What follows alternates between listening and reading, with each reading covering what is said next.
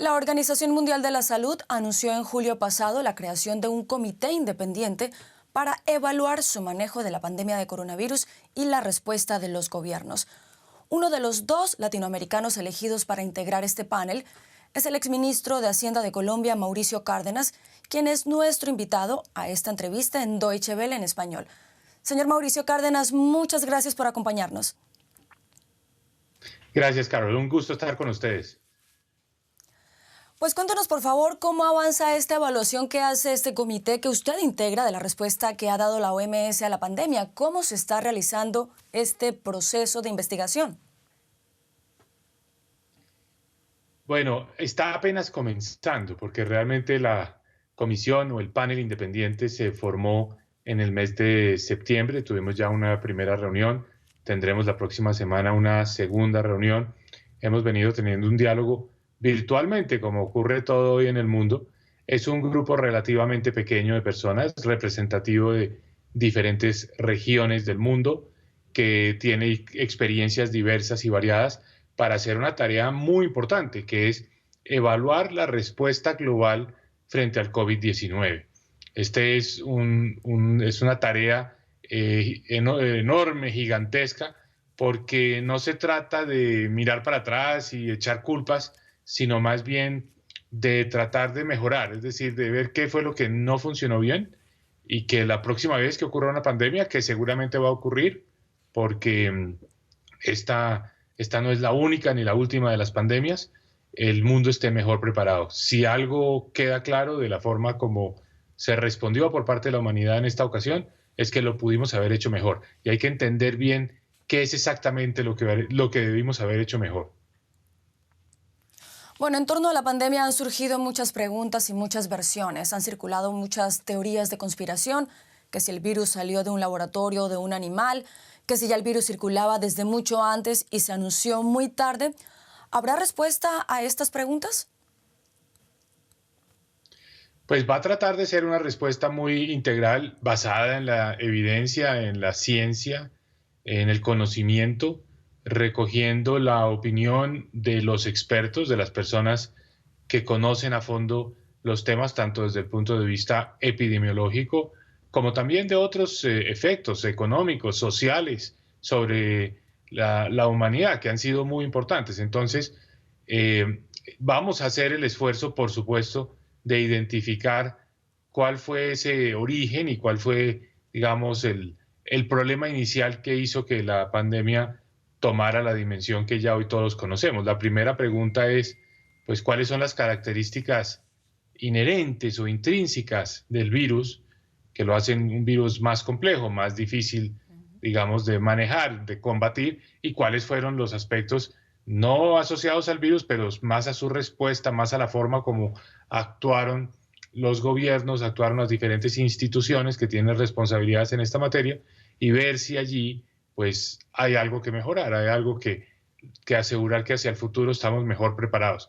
Entonces es una tarea que involucra muchas dimensiones y por supuesto el propósito, insisto, es encontrar cuáles son los ajustes que se requieren para que esto no vuelva a ocurrir. Pero hay que decir algo más, Carol, y es que la pandemia no ha terminado. Estamos en medio del rebrote de la pandemia, es decir, esto tiene un presente más que un pasado. Entonces también hay que proponer fórmulas para resolver los problemas de hoy, para resolver la situación en la que está hoy la humanidad. De manera que no es un ejercicio puramente retrospectivo de análisis de algo que se pudo hacer mejor, sino también de lo que falta hacia adelante y de lo que hay que mejorar.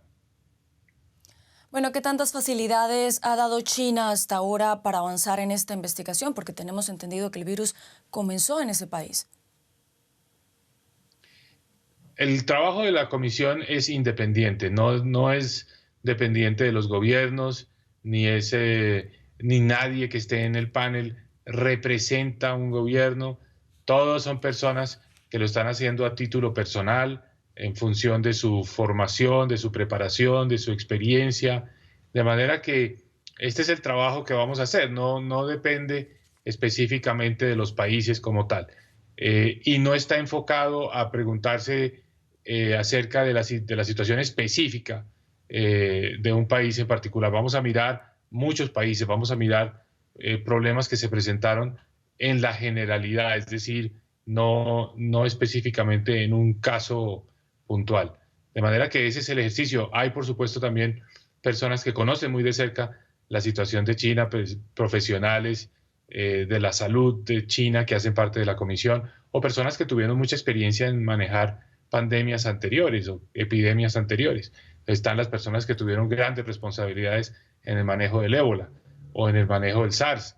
De manera que pues esa experiencia seguramente va a ser muy útil a la hora de hacer esta evaluación. Entonces, recordemos, es una comisión independiente que quiere hacer un análisis exhaustivo, comprensivo de cuál ha sido la evolución de esta pandemia, cuál fue su origen, cuál fue la respuesta y sobre esa base pues llegar a conclusiones, no con el propósito de responsabilizar o de echar culpas o de señalar, sino más bien con el propósito de decir hacia adelante esto tiene que mejorar y estos son los cambios que se deben adoptar. Ese es el objetivo, ese es el propósito. ¿Puede la gente en cualquier parte del mundo esperar transparencia ante esta investigación que ustedes adelantan? Indiscutiblemente, ese es uno de los pilares sobre los cuales está edificado todo este esfuerzo. La idea es que la ciudadanía, la opinión pública, los medios puedan consultar en tiempo real todos los documentos a los que va teniendo acceso este panel. Entonces, para eso se ha habilitado un portal que se llama The Independent Panel. Tiene allí todos los documentos que hemos ido revisando nosotros, todos los informes y comunicados que hemos ido produciendo, de manera que cualquier persona pueda ver exactamente la misma información que estamos utilizando nosotros. La transparencia es tal vez la garantía más importante de que el trabajo de la comisión sea verdaderamente independiente. Entonces, ese es el esfuerzo en el que estamos embarcados en este momento. Vale la pena decir que eso tiene mucho que ver con otra preocupación, y es que parte del problema que ha tenido la pandemia del COVID-19 es la desinformación. Entonces, nosotros no queremos contribuir a ese problema, sino que por el contrario, queremos que la información sea precisa, certera, clara, porque uno de los problemas que ha habido es que más allá de la pandemia ha habido una epidemia de desinformación, la llamada infodemia, y ese es uno de los problemas que nosotros queremos abordar. Bueno, pero aparte de desinformación, también ha habido contradicciones por parte de la OMS. Esta semana, de hecho, ha surgido una polémica en torno a los confinamientos. El doctor David Nabarro, quien es enviado especial de la OMS para COVID-19, hizo un llamado a que los líderes dejen de utilizar el confinamiento como su principal método de control del coronavirus. Usted, como miembro de este panel, pero también como economista, ¿qué piensa de los confinamientos? ¿Cree que se deben seguir aplicando para contener la pandemia? Pues no quiero entrar a hacer una opinión que comprometa el trabajo del panel independiente que precisamente está revisando todos estos temas. Yo he vivido muy de cerca los confinamientos desde la perspectiva de Colombia, donde me encuentro en este momento, y pues evidentemente los confinamientos han contribuido a que pues la pandemia no tenga un nivel de contagio más elevado. Entonces, pues los confinamientos tienen un papel. Ahora, ¿en qué condiciones, en qué contexto, en qué circunstancias y por cuánto tiempo? Pues es algo que se debe debatir. Pero creo que cada país tiene que hacer su propia evaluación de cuál es la mejor respuesta en función de cómo evalúe las amenazas, los riesgos y, por supuesto, también se consideran los otros factores que hacen parte de los efectos de un confinamiento, que tiene que ver también con aspectos como la situación económica, el empleo, etcétera. De manera que no creo que se pueda dar una respuesta generalizada y única sobre si los confinamientos son buenos o malos. Creo que hay circunstancias que los ameritan y hay momentos en los cuales los países también los pueden levantar. Bueno, pero en términos generales, ¿cómo cree usted que ha sido la respuesta de los gobiernos de América Latina a la pandemia? Tenemos países como Argentina, Colombia, Perú, que han realizado confinamientos muy estrictos, y tenemos países como Brasil, donde su presidente Jair Bolsonaro se negó a que se realizaran esos confinamientos estrictos. ¿Cómo lo ve usted en términos generales en la región?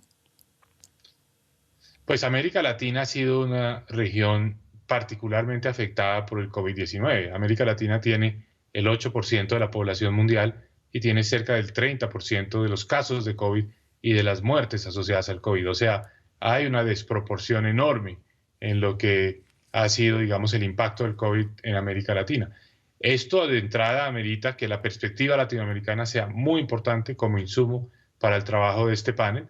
Por eso estamos 2 latinoamericanos allí. Es un panel relativamente pequeño, son 11 personas, de las cuales 2 provenimos de América Latina, el expresidente Ernesto Zedillo y yo, porque si vamos a analizar la respuesta global a la pandemia, naturalmente tenemos que mirar con lupa lo que ha pasado en América Latina.